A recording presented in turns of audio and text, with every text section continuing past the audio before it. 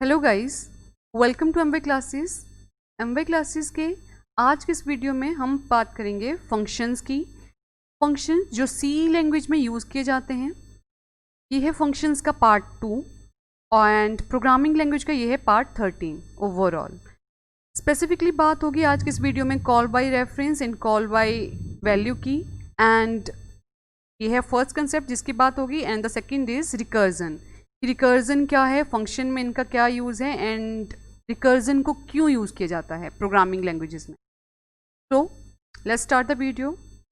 Functions, function क्या है, definition है फंक्शंस की कि एक रूटीन है या इंस्ट्रक्शंस हैं जो परफॉर्म करने के लिए स्पेसिफिक टास्क को दी जाती हैं प्रोग्राम में, और ये प्रोसेस होती हैं इंडिपेंडेंटली। इंडिपेंडेंटली का मतलब है कि फंक्शन जो है ये अपना काम अलग से करते हैं, ये किसी और चीज़ के ऊपर डिपेंडेंट नहीं होते अपने काम को करवाने के लिए। ठीक है, प्रोग्राम पास करते हैं कंट्रोल को टू अ फंक्शन। जो मेन प्रोग्राम है वो पास करेगा कंट्रोल को टू द फंक्शन। वो फंक्शन अपना जो टास्क है वो परफॉर्म करेगा और रिटर्न कर देगा कंट्रोल को to the instruction following the calling instruction. जिस सेगमेंट से कॉल किया गया होगा फंक्शन को, उसी के पास ये वापस कंट्रोल को वापस करते हैं। फंक्शन जो हैं ये प्रोग्राम हैंडलिंग को ईजियर बनाते हैं, और सी प्रोग्राम जो है इसमें एटलीस्ट का मतलब है, ये बहुत इंपॉर्टेंट है यहाँ पे कि एटलीस्ट वन फंक्शन जो है सी के प्रोग्राम में कंटेन्ड होता है, और उसका नाम है यहाँ पे मेन फंक्शन। किसी भी कीवर्ड के साथ या वर्ड के साथ अगर हमारे पास ये पैरेंथेसिस लगी हुई हैं ओपनिंग एंड क्लोजिंग, तो उसको प्रोनाउंशिएट ही ऐसे करना है कि ये मेन फंक्शन है। ठीक है, तो सी का प्रोग्राम आपने अभी तक कभी भी लिखा होगा तो उसमें हमने इंक्लूड किया है मेन फंक्शन, जो एक प्राइमरी फैक्टर है सी के प्रोग्राम को लिखने के लिए।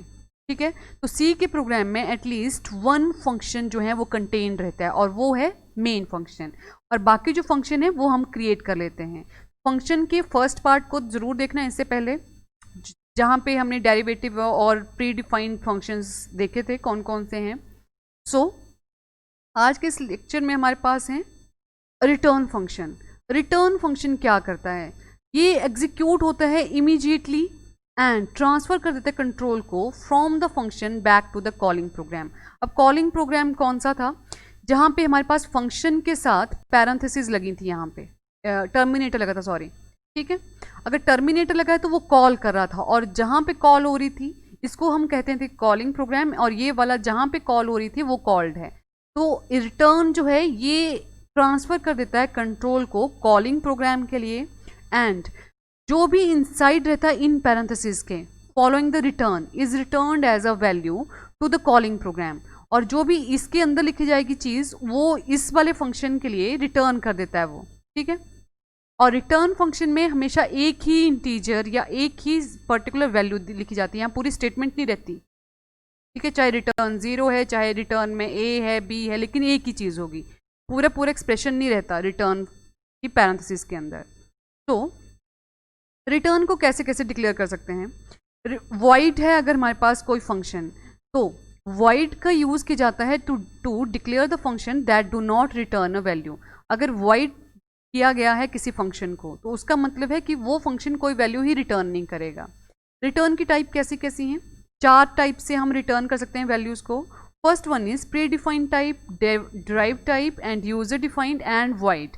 वॉइड का मतलब रिटर्न नहीं होगी, pre defined, derived and user defined के ऊपर डिपेंडेंट रहेगा कि किस तरह से रिटर्न की टाइप को डिक्लेयर किया गया है और कैसे उसको रिटर्न करना है।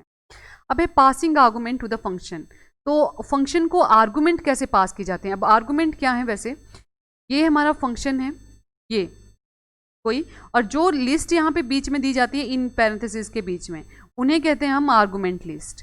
तो आर्गूमेंट हम किस तरह से दे सकते हैं फंक्शंस में, एक होते कॉल बाय वैल्यू एंड एक है कॉल बाय रेफरेंस। तो या तो वैल्यू के थ्रू कॉल करेंगे या तो रेफरेंस देंगे। कॉल बाय वैल्यू का एग्जाम्पल देख लेते हैं यहाँ पे कि कॉल बाय वैल्यू में कैसे है।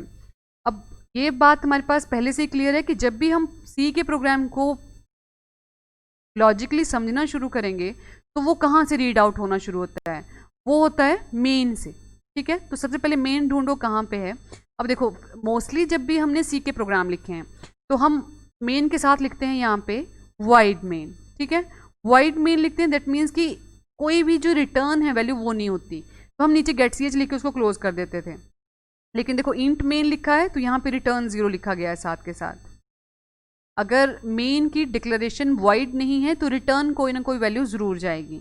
अब देखो यहाँ पे क्या हुआ, यहाँ से ही पढ़ना हमेशा प्रोग्राम को शुरू करना है। एग्जाम में भी अगर कभी प्रोग्राम आते हैं ये तो इंट मेन है, फंक्शन डिक्लेयर हो गया, पैन से शुरू हो गई। अब यहाँ पे दो वेरिएबल n एंड m जो हैं ये इंट डेटा टाइप के साथ इनिशियलाइज भी हुए हैं और डिक्लेयर कर दी गई है इनकी वैल्यू 50 एंड 70। ठीक है, अब 50 70 का मतलब है कि ये कॉल बाय वैल्यू है, हमने पहले ही वैल्यू डिक्लेयर कर दी। अब देखो ये फंक्शन डिक्लेयर हुआ, यहाँ पे c है, फंक्शन की पैरेंथेसिस लगी हैं और अंदर हमारे पास आर्गुमेंट की लिस्ट दी गई है। तो n और m ये वाले हैं, n की वैल्यू भी दी गई है, m की वैल्यू भी ऑलरेडी दे दी गई है। ठीक है, अब ये फंक्शन हो गया कॉलिंग फंक्शन। कॉल कहाँ हुई, अब हमें सेम ये जो फंक्शन का नाम है ये कहीं मैच करना है। पूरे प्रोग्राम में कहीं देखो कहीं है, और देखो यहाँ दिया गया है c। ठीक, तो ये कॉल करवाया इसने यहाँ पे लाके। अब c जो है उसको डिक्लेयर किया गया है वॉइड के साथ, वॉइड के साथ डिक्लेयर किया गया है, मतलब कोई रिटर्न नहीं होगी वैल्यू। तो यहाँ पे जो आर्गुमेंट दिए गए हैं वो हैं इंट n एंड m। ठीक, अब n और m जो हैं इनकी वैल्यू पहले से इनिशियलाइज्ड है, तो ये हो गया कॉल बाय वैल्यू, जहाँ पे वेरिएबल की वैल्यू डिक्लेयर्ड है और उन्हीं को कॉल करवाई गई है फिर। ठीक, अब ये जो प्रोग्राम है ये है स्वैपिंग ऑफ द नंबर के लिए। स्वैपिंग ऑफ द नंबर का क्या मतलब है, जैसे यहाँ n m दिए गए हैं तो n में 50 वैल्यू है पहले देखो, और m में वैल्यू जो दी गई है वो है 70। ठीक, अब जब ये प्रोग्राम एग्जीक्यूट हो जाएगा यहाँ पे जो ये आंसर आएंगे, तो इस केस में आंसर आना चाहिए फिर हमारे पास n is equal to 70 and m is equal to 50। ये है स्वैपिंग, स्वैप कर जाएंगी वैल्यू आपस में।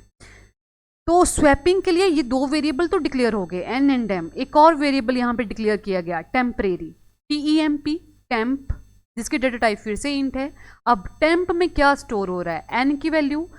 ये हमने ऑपरेटर में पहले से पढ़ चुके हैं कि जहाँ पे भी इक्वल टू का ऑपरेटर रहेगा वहाँ पे जो राइट साइड को वैल्यू कोई भी चीज़ दी गई है उसकी जो वैल्यू है वो लेफ्ट साइड को असाइन हो जाती है, इसीलिए हम इसे असाइनमेंट ऑपरेटर भी कहते हैं। ठीक है, तो n की वैल्यू असाइन होगी टेम्परेरी को, तो टेम्परेरी में क्या स्टोर है, अब यहाँ पे n की वैल्यू है हमारे पास 50, तो टेम्परेरी में स्टोर हो गया 50। ठीक है, क्लियर है ये चीज़। अब देखो नेक्स्ट लाइन पे n is equal to m, अब जो m की वैल्यू है वो n को होगी यहाँ पे साइन। अब ये चीज़ हम वेरिएबल में पहले से पढ़ चुके हैं कि देखो a लिखा है फर्स्ट लाइन में हमने 10, ठीक है, उसी के बाद जस्ट सेकेंड लाइन में हमने लिख दिया a इज इक्वल टू 20। तो अब a की वैल्यू क्या है, a की वैल्यू है जो रिसेंट में दी गई है, पिछली वाली जो वैल्यू थी वो ओवरराइट हो गई। अब 10 नहीं है a, अब है a यहाँ पे 20। ठीक, तो अब n में क्या वैल्यू स्टोर हो गई, n में वैल्यू हो गई स्टोर m की वैल्यू है देखो 70। ठीक है, तो n में आ गया 70 और m में देखो यहाँ टर्मिनेटर है, ये अगली लाइन है उसके बाद। तो m में क्या स्टोर हुआ, उसके बाद m में स्टोर हुआ जो टेम्परेरी में वैल्यू थी, टेम्परेरी में क्या है 50, और ये जो है ये सारा प्रोसेस आ गया फिर यहाँ पे number is equal to percentage d और n में जो वैल्यू स्टोर है वो यहाँ पे आ गई। सेम पैटर्न यहाँ पे नंबर 2 में स्टोर हो गई m की वैल्यू, देखो n में स्टोर 70 है, m में 50 है, और हमारे पास यही हमारे पास आउटपुट आनी चाहिए थी। ठीक है, तो ये स्वैपिंग ऑफ द नंबर हो गई बाय यूजिंग फंक्शन, और फंक्शन किस तरह का यूज हुआ, कॉल बाय वैल्यू वाला फंक्शन। क्लियर है ये चीज। अब है next one call by reference. Call by reference में किस तरह से करते हैं, अब रेफरेंस में हमने पॉइंटर ऑपरेटर पढ़ा था, ऑपरेटर में एक उसमें क्या चीज़ डिक्लेयर की गई थी पहले कि देखो एक वेरिएबल दिया गया है जैसे a की वैल्यू है जैसे 50, तो 50 है उसकी वैल्यू। अगर हम ये मेमोरी में कहाँ पे लोकेट है, अब अगर उसके लोकेशन का एड्रेस फाइंड आउट करना है तब हम उसे देते थे यहाँ पे एड्रेस ऑफ a के साथ। ठीक है, तो ये लोकेट करवाता है उसका एड्रेस। अब एड्रेस होता है जैसे 5001, मतलब ये हो गया 50,001 हो गया ये, तो ये है इसका एड्रेस। ए सिंपल जो है ये स्पेसिफाई करवाता है वैल्यू, ये है इसका एड्रेस। ठीक है, अब हमने एक और वेरिएबल दे दिया यहाँ पे जैसे b is equal to address of A, तो b में एड्रेस ऑफ ए स्टोर हो गया, लेकिन अगर हम लगा देते हैं बी के साथ पॉइंटर, ठीक, तो ये क्या जस्टिफाई करवाएगा? तो यहाँ पे देखो पॉइंटर लगा है, तो यहाँ पे भी पॉइंटर लगा होगा सेम। अब पॉइंटर ऑफ बी का, ये पॉइंटर ऑफ एड्रेस ऑफ ए का क्या मतलब हुआ कि एड्रेस ऑफ ए पे क्या वैल्यू स्टोर है? तो ये ए है, ये इसका एड्रेस है और ये इसकी वैल्यू है। तो घूम के जाना है, दैट मीन्स रेफरेंस यूज करना है।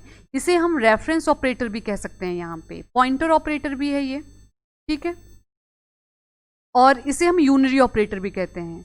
अब यूनरी ऑपरेटर कौन कौन से हैं और कहाँ पे यूज करते हैं, जरा ये एक्सप्लेन करना इन द कमेंट बॉक्स। तो देखो इस प्रोग्राम को समझते हैं। अब यहाँ पे क्या हुआ होगा, स्टार्ट हुआ यहाँ से, लेकिन हमें रीड आउट करना शुरू करना है मेन फंक्शन से ही हमेशा। तो मेन फंक्शन डिक्लेयर हो गया, इंट आई और जे की वैल्यू दे दी गई यहाँ पे, ठीक है। बिफोर सेंडिंग या जो भी स्टेटमेंट प्रिंटएफ में रहती है वो एज इट इज आती है। तो आई एंड जे क्या थे, ये इनकी वैल्यूज दे दी गई। आई इज इक्वल टू, आई की वैल्यू है यहाँ पे 5 और जे की वैल्यू हो गई यहाँ पे 10, ठीक है। अब आई और जे देखो बाद में इसी सीक्वेंस में दिए गए हैं, तो जो फर्स्ट परसेंटेज डी है वो आई है और जो सेकंड परसेंटेज डी है वो जे है। प्रिंट ऐप में रिस्पेक्टिव ऑर्डर में हमें ऑपरेटर देने होते हैं बाद में, ठीक है। अब ये हो गया फंक्शन को कॉल्ड फंक्शन। कॉल्ड फंक्शन कौन सा, address of I and address of J. Clear है ये चीज? जैसे हमने पिछले में आर्गुमेंट पास किए थे, तो वहां पे आई एंड जे या ए एंड बी जो भी दिया है उसी तरह से हमने वैल्यूज को डिक्लेयर करवाया। यहाँ पे इनके साथ इनके एड्रेसेस भी लगे हैं, तो ये हो गई कॉल यहाँ पे आके, ठीक है। अब ये है, ये देखो फंक्शन हमें सेम मैच करना है, उसका नाम कॉल्ड फंक्शन, इसी फंक्शन को कॉल हुई है। अब इसके अंदर लिख दिया गया इंट स्टार ए। स्टार ए का क्या मतलब हुआ, देखो अब यहाँ पे स्टार ए का मतलब हुआ, किसके साथ इसको इनिशियलाइज किया गया, star A is equal to address of I. Address of I का मतलब है यहाँ भी स्टार लगा है, यहाँ पे स्टार बी का मतलब हुआ स्टार एड्रेस ऑफ जे। अब ये चीज़ें क्लियर करनी इंपॉर्टेंट हैं, यहाँ पे क्लियर नहीं हो रही हैं इन केस, तो इसी वाले वीडियो को एक बार और देखना इस पर्टिकुलर कंसेप्ट को, और फिर भी अगर क्लियर नहीं होता तो जब हम पॉइंटर को करेंगे तो ये और अच्छे से समझ में आएगा कि रेफरेंस का क्या मतलब हुआ, ठीक है। पॉइंटर्स में ये चीज़ और अच्छे से समझ में आएगी आपको। अब देखो यहाँ पे pointer of B is equal to pointer address of J, ये हुआ इसका मतलब। अब यहाँ पे क्या है, ये है pointer of A. Pointer of A में क्या वैल्यू स्टोर है अब आपके पास, देखो एड्रेस ऑफ आई में वैल्यू स्टोर होगी। अब यहाँ पे ए नहीं समझ के आई समझ लो, और आई की वैल्यू क्या है आपके पास 5 है, तो यहाँ 50 नहीं है 5 है, तो एड्रेस ऑफ जो आई है वो हो गया आपके पास ये 50,001, ठीक। और उसके ऊपर कौन सी वैल्यू है, स्टार की वजह से उसकी वैल्यू चेकआउट करनी थी हमें, तो 5 है। 5 यहाँ पे होगा 5 मल्टीप्लाइड बाय 2, ठीक है। तो स्टार ऑफ ए में क्या स्टोर हो गया 10। क्लियर है ये चीज, स्टार ऑफ ए में 10 स्टोर हो गया। Same pattern star of B is equal to star of B multiplied by 2।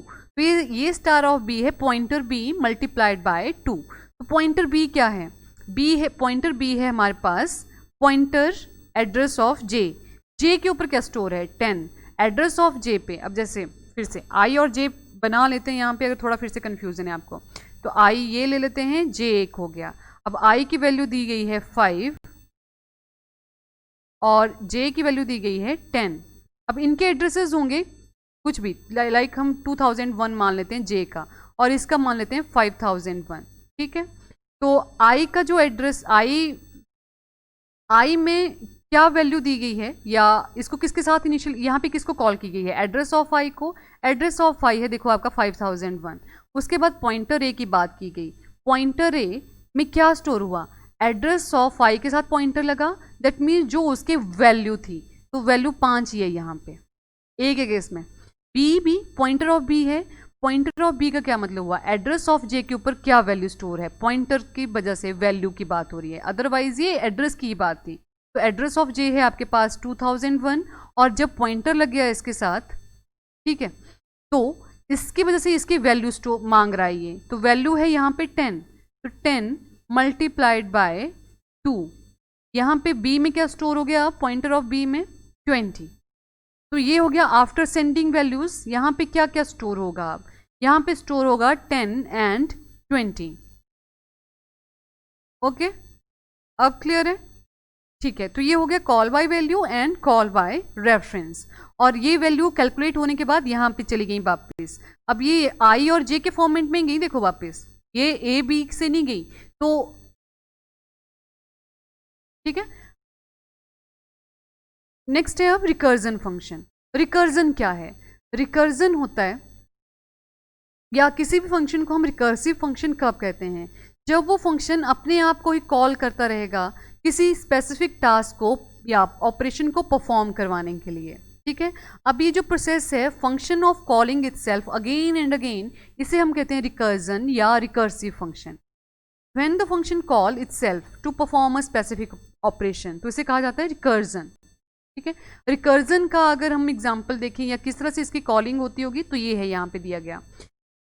Programme को जब भी रीड आउट करना शुरू करना है तो किया जाता है वो मेन से ही हमेशा।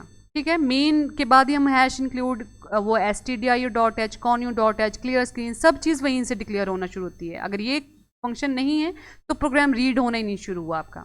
इंट मेन देखा, उसके बाद पैरेंथेसिस आई और ये है हमारा, हम यहाँ से फंक्शन को कॉल हो गई तो फंक्शन चला गया यहाँ पे।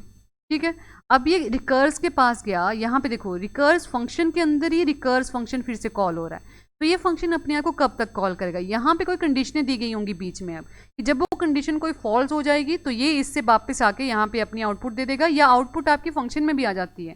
लेकिन जो भी है, जिस भी तरह से फंक्शन कॉल करवाएगा, जिस तरह से आउटपुट देनी है, वो एक अलग मैटर है। लेकिन अगर फंक्शन अपने आप को ही कॉल कर रहा है, देखो यहाँ से कॉल हो गई फंक्शन को एक बार, लेकिन इसी फंक्शन के अंदर एक और फंक्शन डिक्लेयर्ड है जो इसी के नाम से है और ये अपने आप को ही कॉल करता रहेगा, तो इसे कहा जाता है रिकर्सिव फंक्शन। जब एक फंक्शन अपने आप को ही बार बार कॉल करता रहेगा किसी स्पेसिफिक काम को करवाने के लिए। अब देखो इसका एग्जांपल है यहाँ पे, रिकर्सिव फंक्शन का यूज़ हम कर सकते हैं फैक्टोरियल में। ठीक, फैक्टोरियल में कैसे? जैसे 5 फैक्टोरियल हमें कैलकुलेट करना था, तो 5 को हम कैसे कैलकुलेट करते हैं फैक्टोरियल के केस में, कि जो मैक्सिमम नंबर दिया गया है उससे एक एक लेस करते जाना है और सबको मल्टीप्लाई करते जाना है आपस में। कब तक मल्टीप्लाई करना है? जब तक 1 नहीं आ जाता। 1 से लेस हो जाएगा तो फिर वो कंडीशन फॉल्स हो जाएगी, तो इस फंक्शन से बाहर निकल के आ जाएंगे। तो यहाँ पे आंसर आ गया आपके पास 120, जो आउटपुट आनी चाहिए आपकी। ठीक, अब देखो यहाँ पे मेन फंक्शन हो गया यहाँ से शुरू। मेन में x डिक्लेयर किया, x में वैल्यू दे दी 5। अब factorial of percentage d is percentage d। अब यहाँ पे परसेंटेज d क्या है? x है, x क्या है? 5।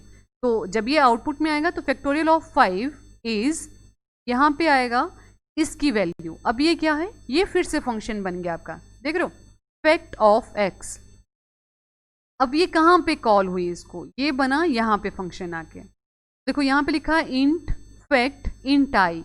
अब देखो डेटा टाइप हमें मैच करनी होती हैं, जो वेरिएबल के नेम है ना वो कई बार चेंज हो जाते हैं, या तो हम सेम आर्गूमेंट के नाम से उसको कॉल करवा लेते हैं या तो आर्गूमेंट चेंज हो जाते हैं, लेकिन डेटा टाइप यहाँ पे सेम रहती है और जो फंक्शन का नाम है वो सेम रहेगा हमेशा। तो कॉल इसी को हो रही है, चाहे यहाँ पे x लिखा है चाहे यहाँ पे i लिखा है, तो फंक्शन एक ही है ये दोनों।